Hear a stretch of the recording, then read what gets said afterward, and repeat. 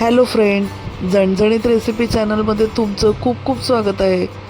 आज आपण सिंपल अशी आणि चविष्ट आणि हेल्दी अशी लाल माठाची पौष्टिक भाजी बनवणार आहोत. लाल माठाच्या भाजीमध्ये विटामिन्स, फायबर, खनिज हे भरपूर प्रमाणात असतात. लाल माठाच्या भाजीमध्ये फायबर भरपूर प्रमाणात असल्यामुळे याच्या सेवनाने पचनसंस्था सुधारते. लाल माठाच्या भाजीच्या सेवनाने डोळ्यांचे आरोग्य चांगले राहते. चला तर मग अशा गुणकारी भाजीच्या रेसिपीची सुरुवात करूया. लाल माठाची भाजी आरोग्यासाठी खूपच फायदेशीर असते. आपण ना इकडे कढईमध्ये 2 टेबलस्पून तेल टाकून घेतलंय. 5-6 पाकळ्या लसणाच्या आपण ठेचून घातल्यात. मी रोहिणी भोईर, झणझणीत रेसिपी चॅनल तुमचं स्वागत करते. आज आपण माठाची भाजी बनवतो. बाजारात चांगल्या हिरव्या हिरव्या भाज्या, लाल भाज्या माठाच्या चवळीच्या आलेल्या आहेत. तर आपण म्हटलं दाखवूया भाजी. तर मी आज माठाची भाजी करते. एक लाल माठ घेतलाय मी. तर आपण लसणाच्या 4-5 पाकळ्या ठेचून घेतल्यात. ते जरा परतून घेऊया.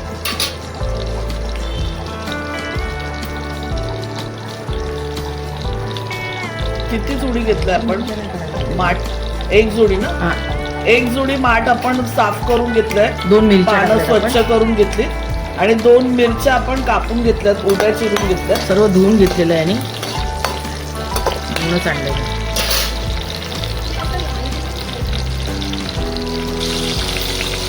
आता छान मिरच्या आपण मस्त मिरच्या आणि लसूण परतून घेऊया. लाल माठाची भाजी रक्तातील साखरेचे प्रमाण नियंत्रणात ठेवण्यास मदत करते.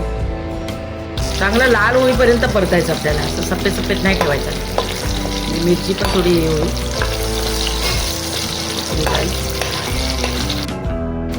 लाल माठाची भाजी लोहयुक्त असल्याने ॲनिमियापासून बचाव करते. तर आपण कांदा टाकतोय. एक अख्खा मोठा कांदा घेतला आपण.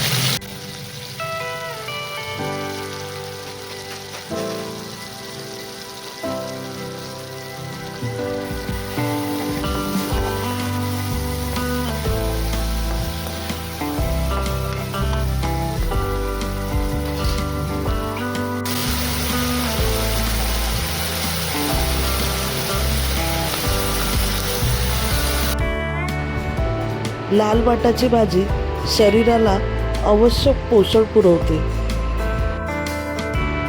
लाल माठाची भाजी शरीराला निरोगी ठेवण्यास मदत करते. अशी ही गुणकारी भाजी आठवड्यातून 2दा प्रत्येकाने खावी. आता आपण लाल माठाची भाजी टाकतो. आपण धुवून वगैरे आणले बघा. पिळून वगैरे पिळायची चांगली, ठेवायचं नाही पाणी.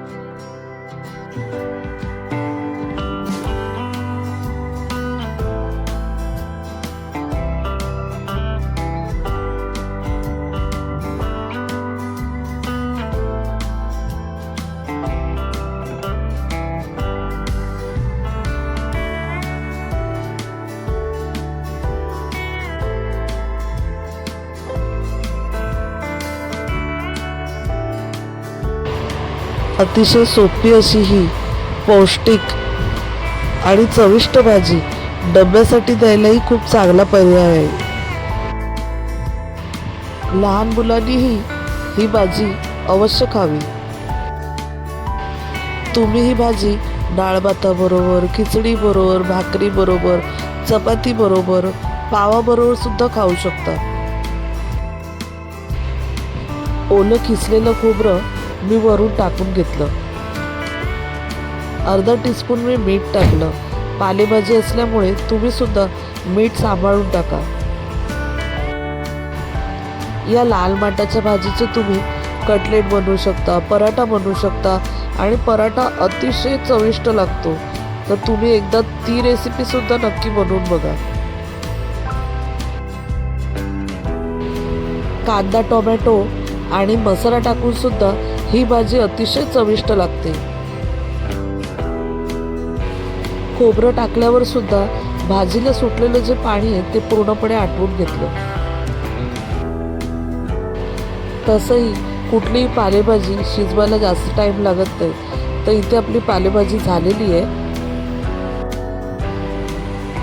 फार काळ शिजवल्याने त्यातील पोषक घटक नाहीसे होतात. तर अशी ही झटपट होणारी भाजी तुम्ही नक्की बनवून बघा.